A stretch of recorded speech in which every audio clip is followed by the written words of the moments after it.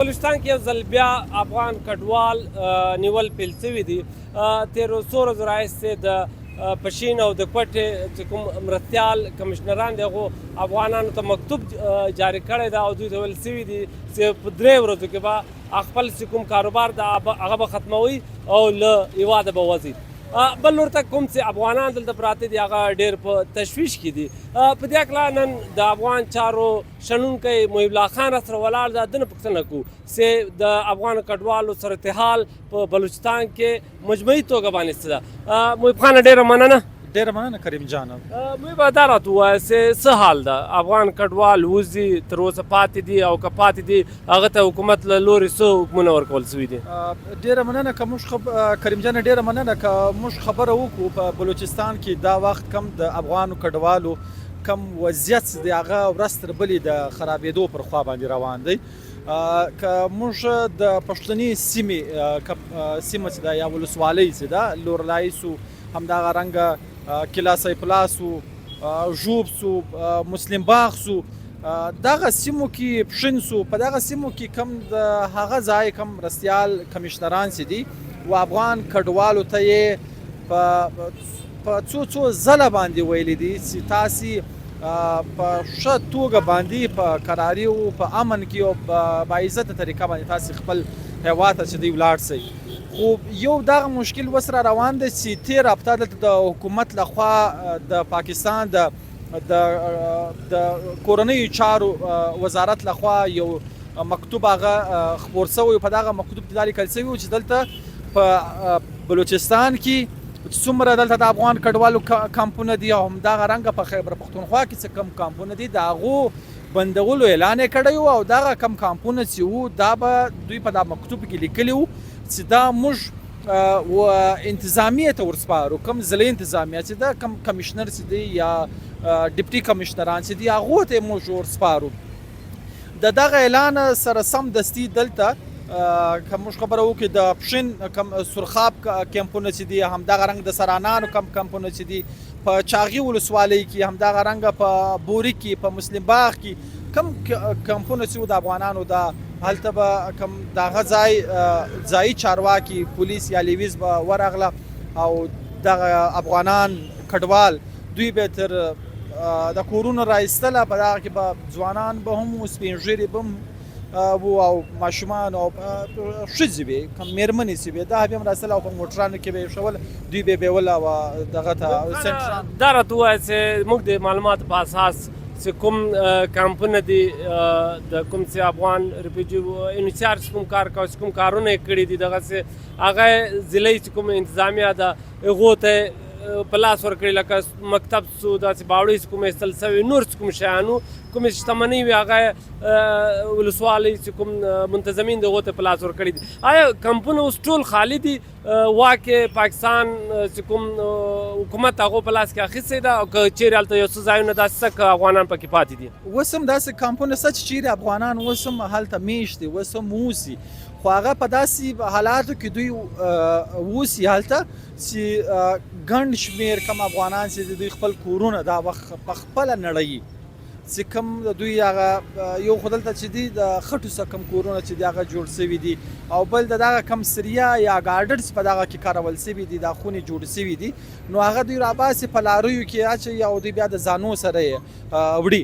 او دومره خبره چې کومه تا وکړله چې آیا دا وسپارل شوي دي دوی ته کوم مکتوب جاري شوی و د پاکستان د کورنیو چارو وزارت لخوا چې دغه کمپونه چې دي دا به بیا ضلعي انتظامیې ته هغه ته سپارل کېږي. دا اوس هغو ته سپارل شوي دي. هره ورځ کم ضلعي انتظامیه چې ده دوی ورځي و دغه کیمپو ته او هلته افغانان چې دي دوی د کورونو سره راباسي چې تاسې نور دلته د اوسېدو اجازه نه لرئ. موږ دغه کمپونه چې دي دا موږ په خپل واک او اختیار کې اخیستي دي باید تاسې اوس ولاړ شئ. خو مشکل دا شی دی دا یو خبره به دلته وکړم چې که افغانان ولاړ هم سي هلته کډوال ولاړ هم سي هلته سخت حالت دی دا وخت او دغه ځای کم میشت دلته کم افغانان چې دي چا 10 کاله 40 کاله یا 50 کاله 45 کاله دلته تیر کړي دي او بیا هلته تګ هلته به دوی د صفر څخه خپل ژوند کاروبار د کوچنیانو کم د تعلیم کم سلسله چې د هغه به دوی د صفر څخه شروع کوي. او بل دا شی دی اوس یخ را روان دی دلته د بلوچستان په سترې محکمې کې د نظیر آغا کم ایډوکیټس دی وکیل چې دی د هغه لخوا هم دلته پټیشن چې د هغه دایر شوی دی چې باید کوم افغان کډوال چې دلته اوسي په بلوچستان کې او په کوټه کې هغو ته وخت ورکول سي او باید چې 6 میاشتې نور هم وخت ورکول سي در اپریل تر میاشتې یا د مئی تر میاشتې پورې چې هلته هم یخ دی او دلته هم یخ اوس په راتلو باندې دی. نو مشکل دا وخت افغانانو دپاره ډېر زیات دی. ورځ تر بلې د دوی ژوند چې دی دلته په پاکستان او بلوچستان کې چې دی هغه د ترخېدو پر خوا روان دی. مې به اخري پوښتنه دا کوو چې دلته ځای چې کوم تجاران دي په کوټه کې هغه دا شکایت لري چې د افغانان کډوالو باندې چې کومه سختي شروع ده دغه نیول شروع سوي دې ځای چې کوم کاروبار د ډېره سخت اغیزې په دې کړې د کار ټپ درولی ده په بازارونو کې موږ خپل کتای سو چې ګڼه ګوڼه ډېره کمه سوې ده. تاسې کله تجارانو سره خبرې کړې دي هغه څه وایي په دې هکله؟ یقینا هم دا تېره ورځ دغه کم مکتوب چې و دلته د کوټې سیمه د سریاب مرستیال کمیشنر لخوا و افغان کډوالو ته دا مکتوب ورکول سوی و چې دلته کم افغانان چې کم اوسیږي کم کاروبارونه چې دلته دوی کوي یا نور فعالیتونه چې دي دلته باید دوی ژر تر ژره پرې ولاړ سي. که چیرې دغه په 3 ورځو کې په دا مکتوب کې 3 ورځې ورکول سوي دي چې تاسې خپل دکانونه یا کم دلته ستاسې کومه سرمایه دلته مصرف کړې ده دغه او کم کورونه چې دا باید تاسې په 3 ورځو کې تاسې خالي کوئ او د دغه ځای څخه بځئ.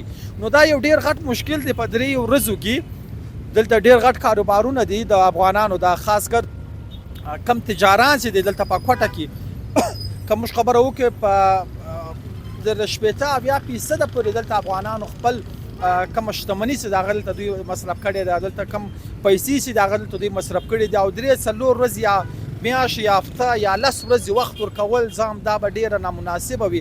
او که څوک په 3-4 ورځو کې د خپله شتمني دی راټولولی سي چای ته پیسې ورکړي دي پر چای باندې دي پر هغه باندې د باندې دي نو داسې کومه اوسنی وضعیت چې د افغانانو لپاره خاص کر د تجارانو لپاره ډېر زیات ریخت دی. او دلته کم وخت په دا اعلان سوی دی چې کم افغانان چې دلته کم کاروبارونه کوي کم تجاران دي د دوی دپاره وخت 3 ورځې دلته په بازار کې ګڼه ګوڼه ډېره زیاته کمه سوې ده. د خلکو کم کاروبار چې دی پر دې باندې سخت منفي اغېز دی هغه دا وخت اچولی دی. او خاص کر دلته یو خو دلته د پراپرټي کم کاروبار چې په کوټه کې ډېر زیات و خو د دغه اعلان سره موږ وینو د تیر یو نیم کال راهیسې دلته د مځکې کم قیمتونه چې دي بیې چې دي هغه ډېرې زیاتې لاندې راغلي دي. او دلته کم تاسې لیدلی سئ چې کم مارکیټونه دکانونه چې دي هغه همداسې دکانداران پکښې ناست دي او دلته څه د کاروبار چې دی هغه ډېر زیات کم سوی دی. او خلک هم ډېر زیات په تشویش کې دي. د دغه ځایي خلک ډېر زیات په تشویش کې دي. افغانان خو هسې هغو ته ورپېښه ده چې هغه به ځي لیکن د دغه ځای کم ځایي خلک چې دي هغه سخت په تشویش کې دي. ډېره مننه. ګرانو کتونکو تاسو د محیط خبرې واورېدې. محیط وایي چې نه یوازې افغانان له دې پرېکړې نه اغېزمن سوي دي چې دوی به له هېواده وځي بلکې بل لور ته چې کوم د کوټې او د بلوچستان نورې سیمې دي چې چېرته افغانان کې میشت وو د هغه سیمو چې کوم کاروبارونه دي هغه باندې ډېره منفي اغېزه لوېدلې او خلک کو کاروبار ډېر راټیټ سوی ده. موږ ته راکړئ په دې ځای اجازه د خدای په امان.